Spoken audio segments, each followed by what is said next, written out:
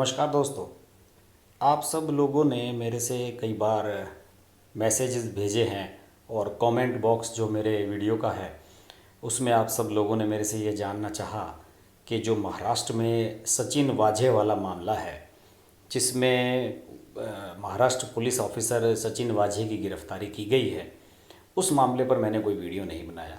दरअसल ये मामला बहुत सेंसिटिव है, बहुत ही संगीन है और जैसे जैसे ये मामला आगे बढ़ रहा है तो इसमें गंभीर क्राइम के अलावा पॉलिटिकल इन्फ्लुएंस भी स्पष्ट होता जा रहा है।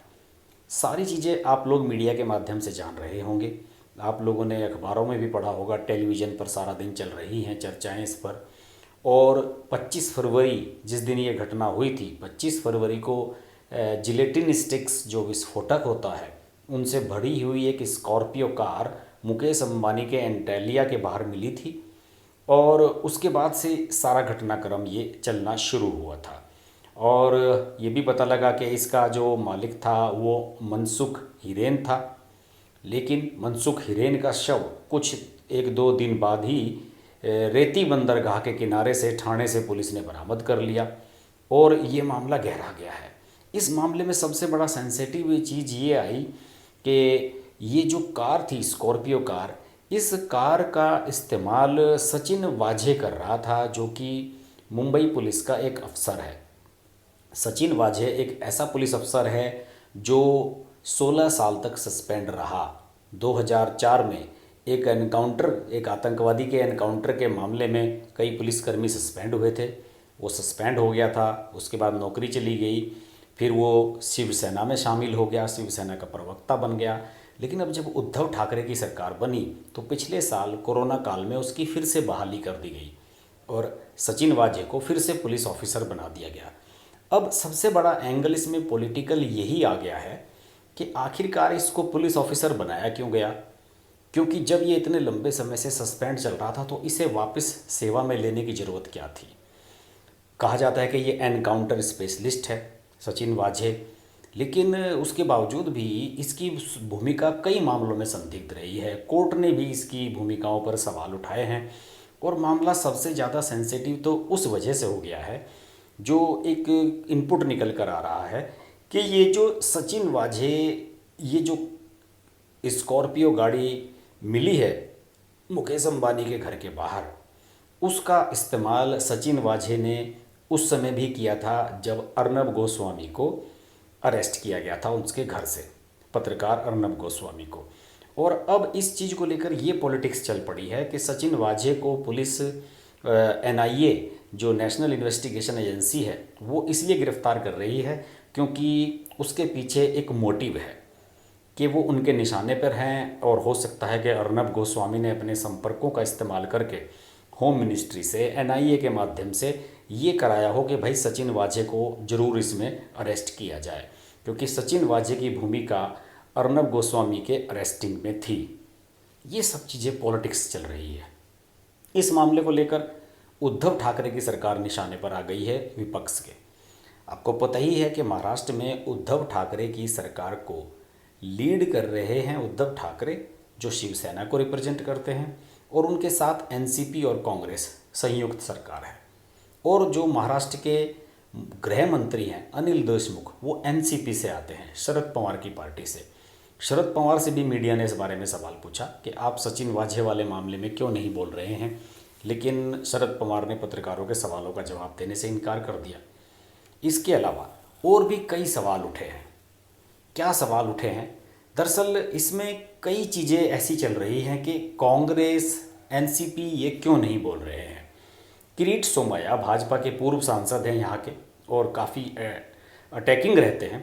उन्होंने एक ट्वीट किया, उन्होंने कहा कि इस मामले को लेकर उद्धव ठाकरे को जवाब देना चाहिए कि आखिर क्या वजह थी कि उन्होंने सचिन वाझे को इतने लंबे समय से जो सस्पेंड चल रहा था उसकी सस्पेंशन ख़त्म की और वापस उसे पुलिस में एक्टिव किया गया।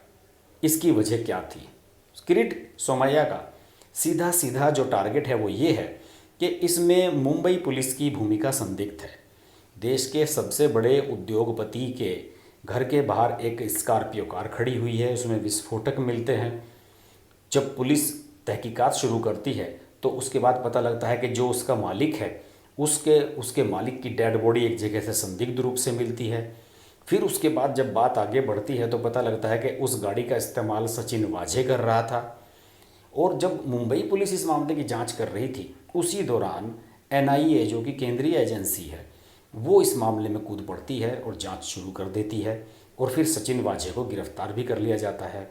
इन सब चीज़ों ने एक ऐसी स्थिति क्रिएट कर दी है कि जिससे उद्धव ठाकरे को जवाब देते नहीं बन रहा है। बीजेपी अब आक्रामक हो गई है।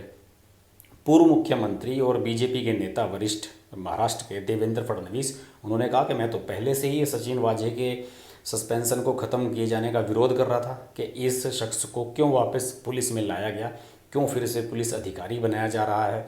दूसरी ओर महाराष्ट्र की जो सरकार है वो सचिन वाझे के डिफेंस में आ गई है। उनका ये कहना है कि सचिन वाझे एक ईमानदार अफसर है, उसने कई अच्छे कारनामे किए हैं, अपने समय में उसने 63 एनकाउंटर किए थे, इसकी वजह से उसे वापस लाया गया। इसके अलावा ये भी कहा जा रहा है कि वो एक देशभक्त आदमी है और बहुत अच्छा अधिकारी है, ईमानदार है। और इसके अलावा ये भी कहा है शिवसेना ने कि इसको तो आपने गिरफ्तार कर लिया कि विस्फोटक मिला था, लेकिन पुलवामा में विस्फोटकों से बड़ी गाड़ी जिससे 40 सैनिकों को उड़ा दिया गया था वो गाड़ी की उसकी तो आज तक आपने जांच नहीं की कि वो विस्फोटक वहाँ तक कैसे पहुँचा। आप इस मामले में एनआईए को ओवर एक्टिव क्यों कर रहे हैं? यही वो चीज़ है जो इशारा करती है कि अर्नब गोस्वामी वाले मामले से इसका कहीं ना कहीं कनेक्शन है और शिवसेना लगातार इसको लेकर अटैक कर रही है। शिवसेना का तो ये कहना है कि आपने मुंबई पुलिस ने इतनी बढ़िया जांच की सुशांत सिंह राजपूत के आत्महत्या के मामले में और अब ये कह रहे हैं आप कि सचिन वाझे को गिरफ्तार कर लिया। ये तो मुंबई पुलिस का अपमान है कि आपने एक ईमानदार अफसर को गिरफ्तार कर लिया केवल शक की बिना पर। इन सब चीज़ों को लेकर ज़बरदस्त पॉलिटिक्स दोस्तों इस समय चल रही है और इस सारे मामले में जो फ़िलहाल मुझे चीज़ें नज़र आ रही हैं उसमें यही है कि एनआईए का जो एंगल है, एनआईए राष्ट्रीय जांच एजेंसी जो है उसका ये एंगल है कि दरअसल ये जो स्कॉर्पियो गाड़ी है इसको मुकेश अंबानी के घर पे प्लांट करने की जो योजना है उसमें सचिन वाझे शामिल था। और ये भी बताया जाता है कि वो इस गाड़ी को लेकर काफ़ी समय तक घूमता भी रहा था और ये यहाँ पर खास बात यह है कि इस गाड़ी का चेसिस नंबर तक मिटा दिया गया था।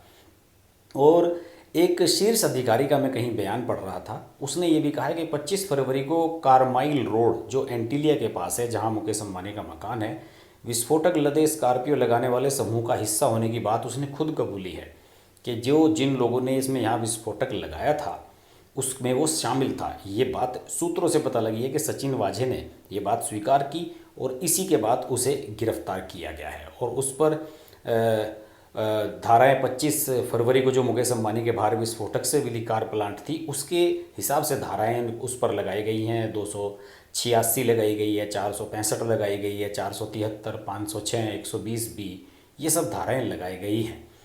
और यहाँ पर मैं भी बता दूं कि बिजनेसमैन मनसुख हिरानी की मौत के मामले में एटीएस और एनआईए ने सचिन वाझे से पूछताछ की थी और पूर्व मुख्यमंत्री लगातार ये कहते रहे हैं कि भाई देवेंद्र फडणवीस के इसकी जो है आपने वो बहाली क्यों की है। ये सब चीज़ें बहुत ही एक पेचीदा रूप में बढ़कर सामने आ रही हैं, लेकिन मुझे इसमें से जो सबसे स्ट्रॉन्ग एंगल लग रहा है वो अर्नब गोस्वामी वाला भी हो सकता है।